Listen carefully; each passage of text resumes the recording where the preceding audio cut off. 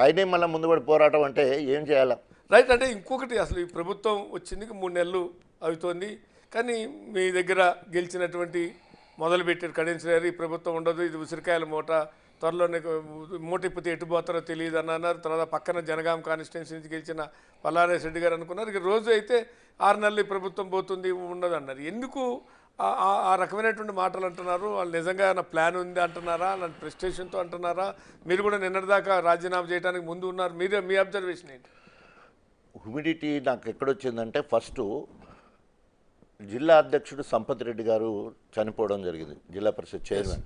ఆ సంతాప సభలో అసందర్భంగా మేమందరము డయాస్ మీద ఉన్నప్పుడే అసందర్భంగా, అవసరం లేని సందర్భం, మనం 39 ఉన్నాం, 7 ఎంఐఎంలు ఉన్నారు, 8 మంది బీజేపీ వాళ్ళు ఉన్నారు, ఇక మనము కథం త్వరలోనే తలుచుకుంటే కథం అయిపోతుంది, మనం త్వరలోనే అధికారంలోకి వస్తామని చెప్పేసి అప్రజాస్వామికంగా కడియం శ్రీహరి గారు మాట్లాడతారు. నేను ఆ డయాస్ మీద ఉన్నా, ఏం మాట్లాడాలి? అరే పోనీ మనం మొన్న 10 ఏళ్ళు మనం అధికారంలో ఉన్నాము, వాళ్ళు వచ్చి 10 రోజులు కాలే అప్పుడే కూలగొడతాం అంటే ఎంత అప్రజాస్వామికం, ఎంత రాజ్యాంగ వ్యతిరేకం అంటే ఏంటి?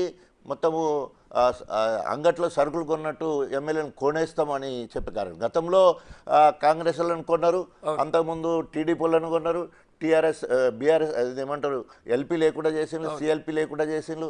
ఇప్పుడు ఇలాంటి భాష ఎక్కడ పడితే అక్కడ మాట్లాడితే ప్రజలలో సులకనైపోతుంది. మరి ఏమో గింతోపి కూడా అహంకారం తగ్గలేదా? ఇంతగానో ప్రజలు వాత పెట్టినా కూడా ఇంకా అహంకారం తగ్గలేదా? కూలగొడతా ఆయన ఎవరైనా ఒక్కరైనా ఊకుంటారంటే కాదు, కింది ఏమైనా మాట్లాడితే తెలుసో తెలియక లోకల్ ఇష్యూ.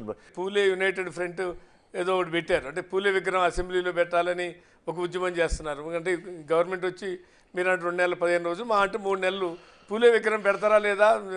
రాష్ట్ర వ్యాప్తంగా ఒక పక్కన కేఆర్ఎంబి ఉద్యమం అని పార్టీ కేసీఆర్ గారి నాయకత్వం ఇచ్చి నల్గొండలో భారీ సభ పెడతా అంటే, మరోవైపున జాగృతి అధ్యక్షురాలు కవితనేమో పూలే విగ్రహం పెడతారా లేదంటే ఎట్లా చూడాలి అసలు? ఇది కూడా చాలా ఆశ్చర్యస్పదం. మొన్నటిదాకా 10 ఏళ్ళు అధికారంలో ఉన్నాం, 2 సార్లు 2 ప్రభుత్వాలు, 2014లో తర్వాత 18 దాదాపు 9.5 సంవత్సరాలు అధికారంలో ఉంటే అప్పుడు గుర్తురాలే.